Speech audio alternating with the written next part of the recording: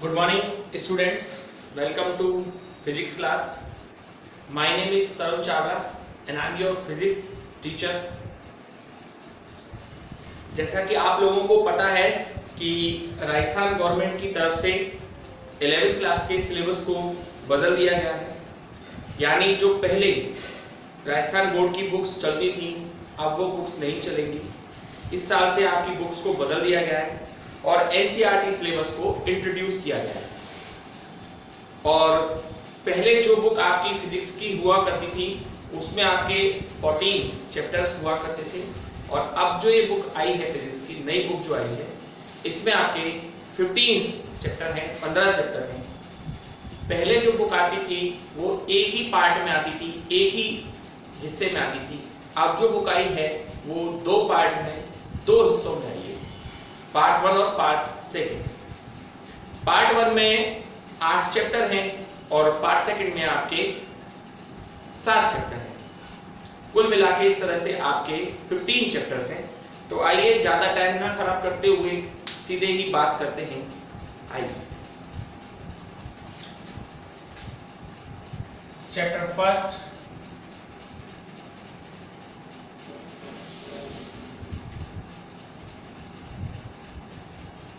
Physical world.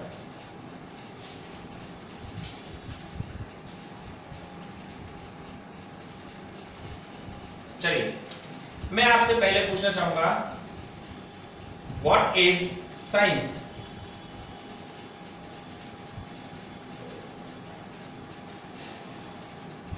ये एक general introduction है ना।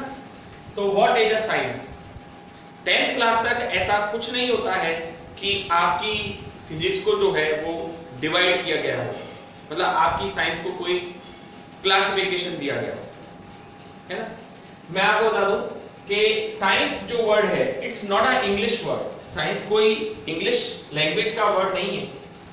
It's originate from Cynthia.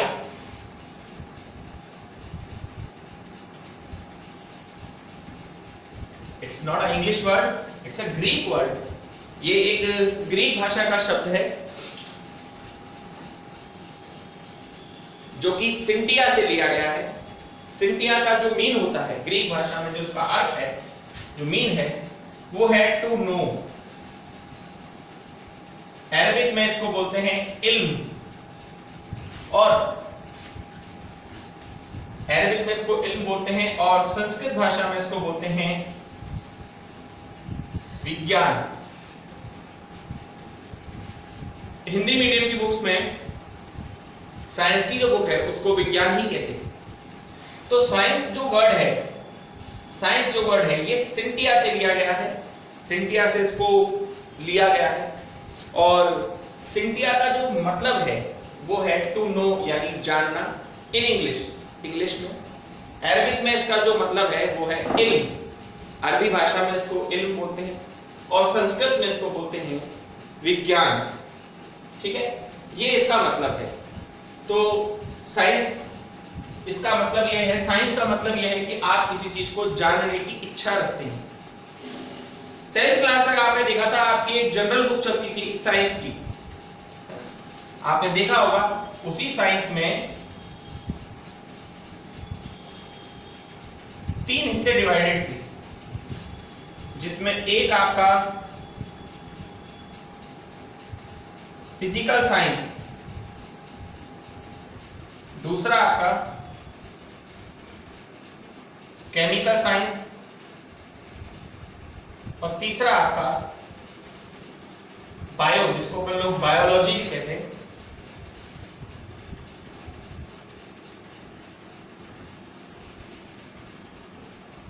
तो इस तरह से आपकी 10th क्लास में साइंस की बुक थी, लेकिन उसमें कहीं कोई अलग से नहीं था। अब हम अगर मैथ साइंस लेते हैं या बायोलॉजी लेते हैं, 2 स्ट्रीम है साइंस में, या तो आप मैथ्स लेंगे या बायोलॉजी लेंगे। जो बच्चे मैथ लेंगे वो फिजिक्स, फिजिकल साइंस को फिजिक्स भी बोलते हैं, केमिकल साइंस को केमिस्ट्री भी कहते हैं, वो फिजिक्स, केमिस्ट्री और मैथ हो। जो बच्चे बायो लेंगे वो भी फिजिक्स, केमिस्ट्री और बायोलॉजी हो। कहने का मतलब ये है कि आपको फिजिक्स और केमिस्ट्री, चाहे आप मैथ लीजिए चाहे आप बायोलॉजी लीजिए। अगर आप बायोलॉजी लेते हैं या मैथ लेते हैं तो आपको दोनों में ही फिजिक्स और केमिस्ट्री तो पढ़नी पड़ेगी। तो ये तो साइंस की स्ट्रीम्स के बारे में बात होगी। तो आइए अब हम बात करते हैं फिजिक्स के बारे में।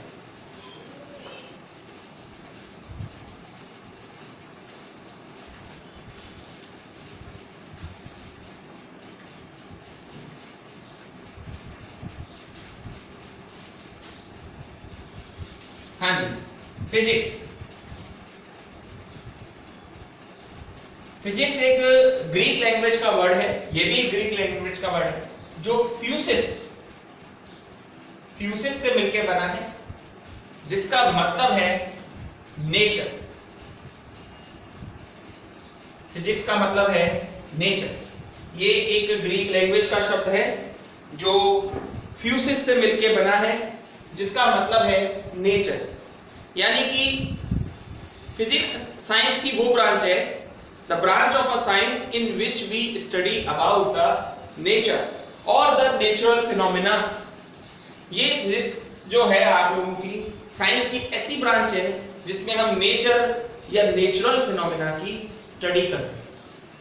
The branch of physics is a branch of a science in which we study about the nature and the natural phenomena related to around us।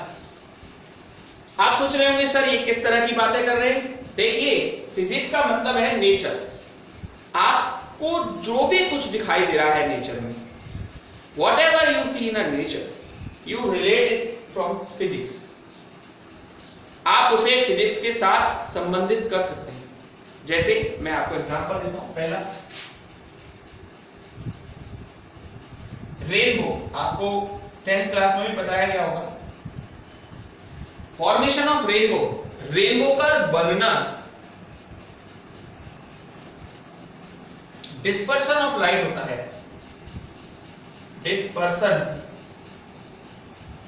Dispersion of light, ठीक है।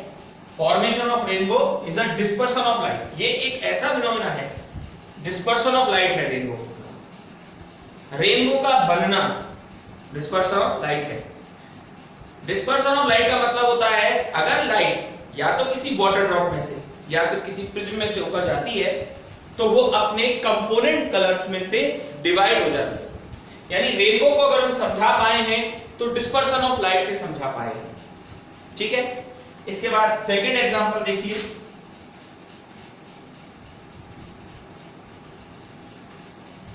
Blue colour of sky, also the blue colour of sea water. Blue colour of sea water. आपने देखा होगा आकाश का नीला रंग या समुद्र का नीला रंग, ये जो फिनोमेना बेस है वो है स्कैटरिंग के ऊपर। is based on the phenomena of scattering of light। blue color of sky and the blue color of sea water। आकाश का नीला रंग, समुद्र का नीला रंग, प्रकाश के यानी लाइट की स्कैटरिंग का फिनोमेना है। और देखिए आप example, rocket propulsion. Rocket propulsion, rocket को छोड़ना, रॉकेट प्रपल्शन। हमने देखा है इंडिया बहुत सारे रॉकेटों को छोड़ता रहता है। रॉकेट को जो छोड़ना है, रॉकेट जो ऊपर जाता है, is a based on the phenomena of third law of motion. Rocket का propulsion third law of motion and linear momentum conservation.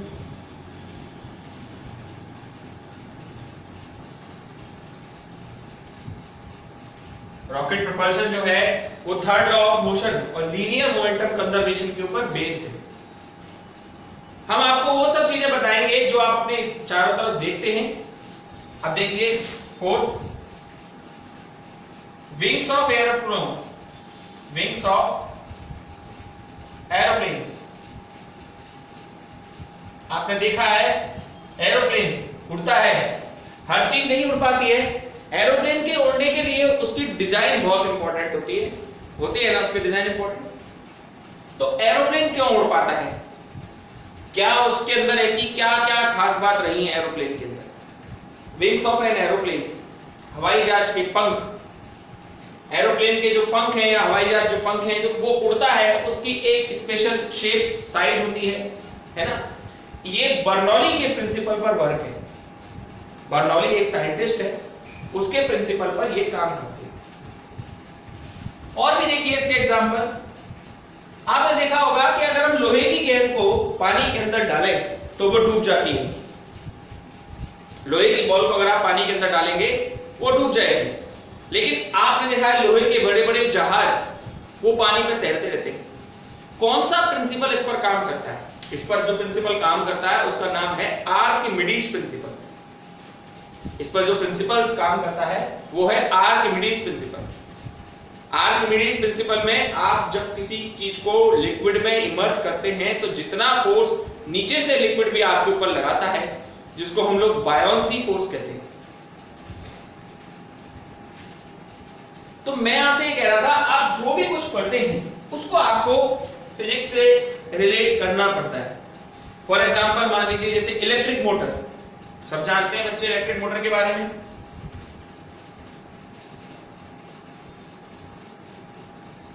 10th class में आप लोग सब पढ़ के आए इलेक्ट्रिक मोटर। इलेक्ट्रिक मोटर एक ऐसी डिवाइस होती है जो इलेक्ट्रिकल एनर्जी को मैकेनिकल एनर्जी में कन्वर्ट करती है। ज्यादातर जगहों पर यह यूज की जाती है। इलेक्ट्रिक मोटर कैसे वर्क करती है आपने देखा हुआ है, स्लिप रिंग्स होती हैं। तो जो भी कुछ आपको दिख रहा है नेचर में वो सब इससे रिलेटेड है। अब इलेक्ट्रिक मोटर जिस ब्रांच में चला गया वो इलेक्ट्रिसिटी। फिजिक्स को भी कई तरीके से बांटा गया है, डिवाइड किया गया है। अच्छा, आपको पता है हमारी जो अर्थ है वो सन के अराउंड क्या करती है? रिवॉल्यूशन करती है। और अर्थ को सन के अराउंड रिवॉल्व कराने में जो टाइम लगता है वो लगता है 365 days.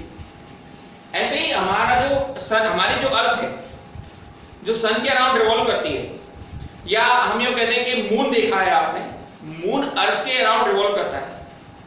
Those objects which revolve around a star are known planet, and those objects which revolve around a planet is known satellite. वो सैटेलाइट कहलाते हैं। तो ऐसा क्यों होता है? सैटेलाइट या फिर प्लेनेट जो हैं वो रिवॉल्व क्यों करते हैं? क्या उनके पीछे बेसिक रीजन रहता है? उनके पीछे बेसिक रीजन है ग्रेविटेशन। सन के ग्रेविटेशन की वजह से ही हमारी जो अर्थ है वो सन के अराउंड क्या कर पाती है?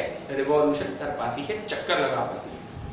और मून के ग्रेविटेशन की वजह से ही, अर्थ के ग्रेविटेशन की वजह से ही मून जो है वो अर्थ के चारों तरफ चक्कर लगाता है।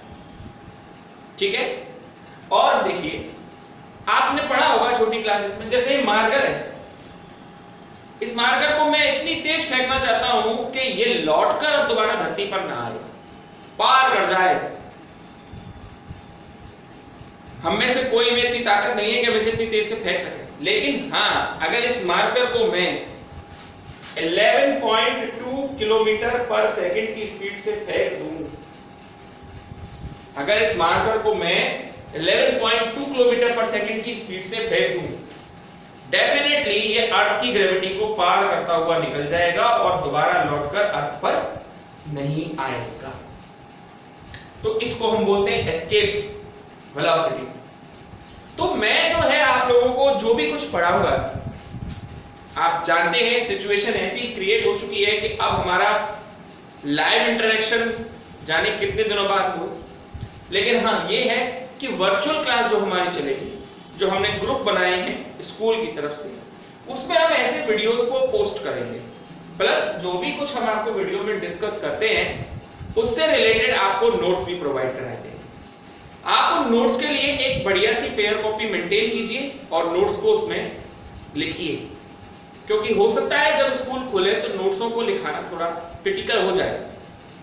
और वीडियो को देखिए, कई बार देखिए, समझने की कोशिश कीजिए। फिर भी कोई दिक्कत आती है तो ग्रुप में हम जिस नंबर से आपको वीडियो शेयर करते हैं, आप उस नंबर पर इंटरेक्शन करके या हमसे बात करके अपनी प्रॉब्लम को रिजॉल्व कर सकते हैं।